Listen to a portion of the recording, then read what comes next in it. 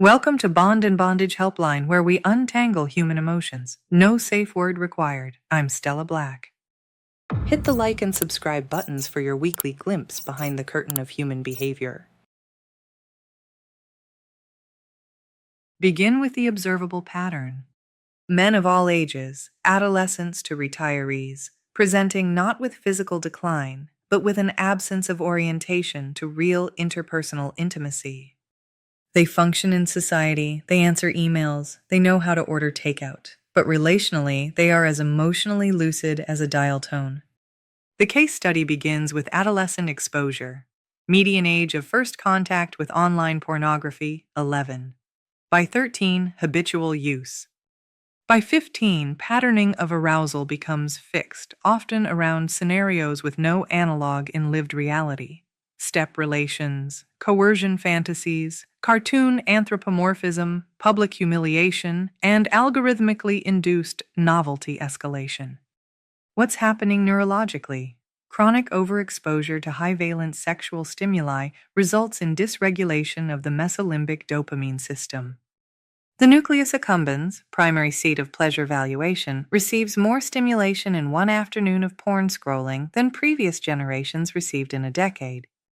Repeated overstimulation erodes baseline receptivity. This is called desensitization. The brain begins to demand increasing intensity for decreasing payoff. A cycle emerges: novelty seeking, climax, crash, guilt, repetition.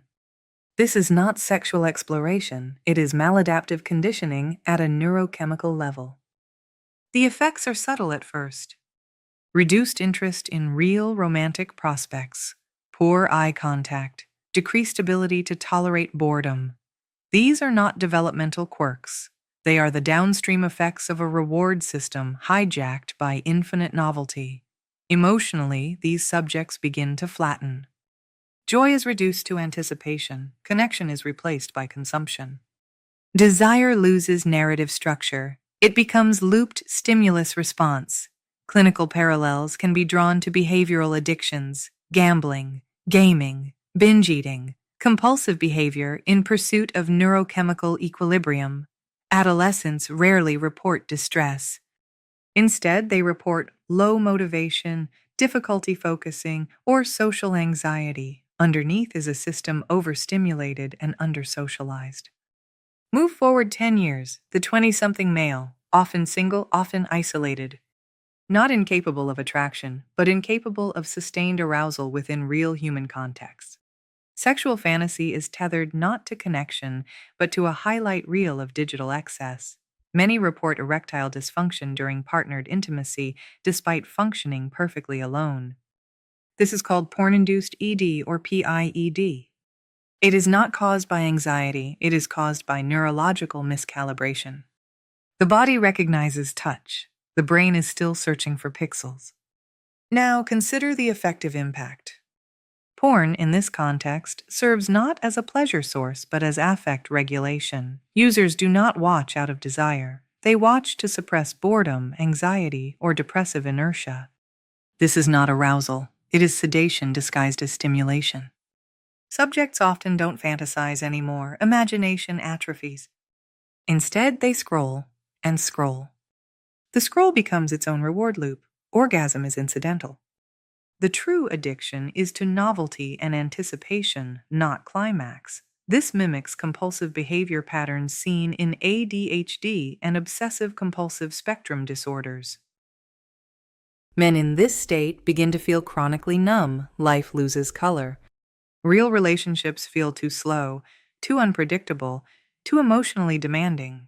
Their sexual expectations are no longer anchored in reality. They begin to experience what some clinicians describe as asexualization by overstimulation. Their brain still wants novelty, but their body stops responding. Midlife presentation differs only in language, not mechanism. Men aged 35 to 55 often present with low libido, shame, a sense of isolation, and occasionally a belief that something is fundamentally broken in them. In clinical terms, they are exhibiting symptoms of long-term dysphoric hyperstimulation, flattened affect, persistent anhedonia, difficulty achieving orgasm with partners, Social withdrawal, escalation of pornographic content despite subjective repulsion. Many have wives or partners. These relationships often experience deadening intimacy, emotional disconnection, or quiet mutual withdrawal. They report, "I love her, but I'm not attracted anymore." What they mean is, "I cannot summon arousal without the neurological cocktail my brain now expects: instant novelty, subservient fantasy, and total control." Others are single and have ceased attempting relational connection entirely. They describe dating as exhausting or pointless. For them, sexual access has been replaced by digitally delivered pseudo-intimacy, requiring no effort, vulnerability, or compromise. This is not laziness. It is neural habituation to frictionless gratification. Over time, content escalation is observed. A subject may begin with conventional imagery and gradually require increasingly extreme, niche, or taboo content to achieve the same dopaminergic effect. This is not preference, it is tolerance. The neurobiological model mirrors that of substance dependence. What starts as choice becomes compulsion. What begins as pleasure becomes necessity. What once excited becomes baseline, and what once repulsed becomes required. This is observable in both self-report data and neuroimaging. Ventral striatal activity decreases in response to standard sexual imagery over time. Increased activity is only triggered by novel or transgressive material. The subject does not enjoy this escalation. He simply cannot climax without it. A paradox emerges. Increased consumption leads to decreased satisfaction. More novelty yields more numbness. This is called the hedonic treadmill. In this case, the treadmill is pornographic, and the destination is emotional catatonia. Emotionally, these subjects tend to exhibit a cluster of traits: low resilience, chronic irritability, aversion to vulnerability, narcissistic relational schemas, a preference for dominance-submission dynamics that require no negotiation. Relational scripts become impaired, conversation feels draining, empathy is dulled. The patient does not recognize it, but he is emotionally constipated. In therapy, progress is slow. Interventions include CBT for compulsive behavior, mindfulness training to rebuild tolerance for boredom, and relational exposure to recondition emotional attunement. Outcomes improve only when abstinence is established. Even short-term abstinence produces noticeable effects within 3 to 4 weeks. Increased emotional range, spontaneous attraction to real people, heightened imagination, restored libido, return of baseline motivation. The challenge is that withdrawal mimics depression. Patients often report a complete lack of joy, irritability, or even identity collapse. This is expected. Porn has become their primary emotional regulation system. Remove it, and the underlying emotional deficits are unmasked. The porn-conditioned male brain is not defective. It is responding appropriately to a hyperstimulating environment for which it was not evolutionarily designed. Thousands of years of sexual adaptation, face-to-face connection, touch, social navigation are rendered obsolete by the sheer frictionlessness of online pornography. The brain, faced with infinite novelty, responds as it always does. It adapts. Unfortunately, it adapts away from emotional connection and toward conditioned isolation. We now observe growing rates of social fatigue in men under 30. They are not introverts. They are overstimulated and underfulfilled. Relational complexity feels like a burden compared to the immediacy of digital sexual access. Dating requires negotiation, vulnerability, and emotional labor. Pornography requires one click and no consequences.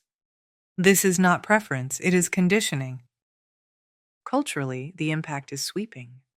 We are witnessing the emergence of emotionally sterile masculinity, not violent, not toxic, just disengaged. Sexuality becomes dislocated from humanity. Connection is replaced by content. Exploration becomes consumption. Desire becomes data. And yet, these subjects are not devoid of longing. They crave intimacy. They fear it. They do not understand the gap between arousal and affection. They have lost the bridge between desire and relationship. This, perhaps, is the true pathology. Not that men are overstimulated, but that they have become emotionally illiterate through repetition. They know what they want, but not why. They know what excites them, but not what moves them. And so they search and scroll and escalate. And they call it freedom. Recovery is available, but it is not pleasant.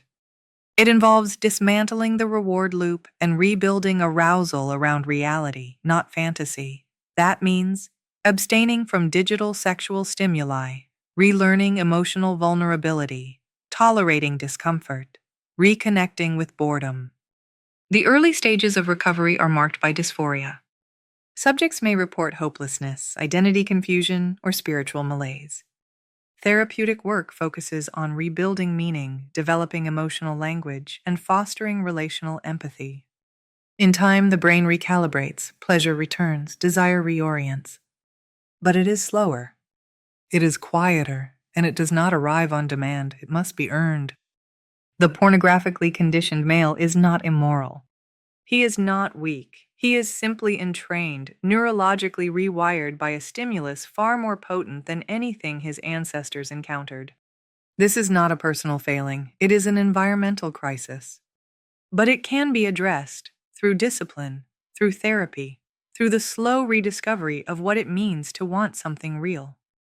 The tragedy is not that men desire sex. It is that they no longer understand what sex is for. Pleasure, yes, but also contact, intimacy, mutuality. Porn strips the context and amplifies the signal. What remains is not lust. It is stimulus addiction masquerading as desire. Recovery is possible, but only for those willing to face the silence between scrolls and listen to what it was drowning out. That's enough for now. Your scars might be on the inside, but scar patches come in all shapes and sizes. Find your patch and protect them with your life. See you soon.